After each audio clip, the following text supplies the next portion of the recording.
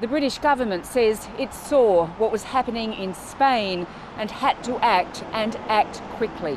The infection rate across the Spanish mainland has tripled in the past fortnight, meaning thousands of Brits who'd gone there for a bit of sun will now have to quarantine for 2 weeks when they come back. Foreign Secretary Dominic Raab says he had no choice. We took the decision as swiftly as we could, and that we can't make apologies for doing so.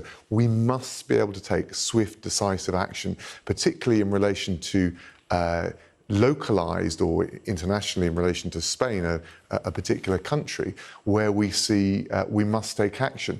Otherwise, we risk reinfection into the UK, potentially a second wave here, and then another lockdown. The Labor opposition agrees the quarantine is needed, but says the decision-making is still chaotic.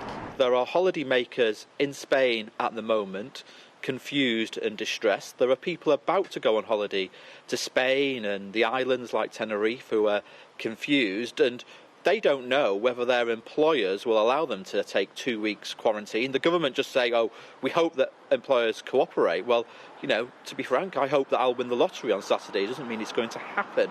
It's a devastating blow for Spain too, that relies heavily on the income from tourism at this time of year. And for the travellers, well, the fun has been taken out of the holiday.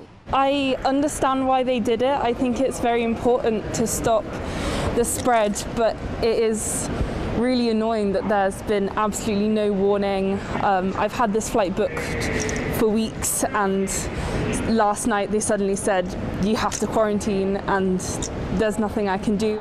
The Spanish government says the restriction is not necessary and the outbreaks are under control. But on Friday last week, there were more than 2,000 new COVID-19 cases. That's compared to a daily average of about 200 in June.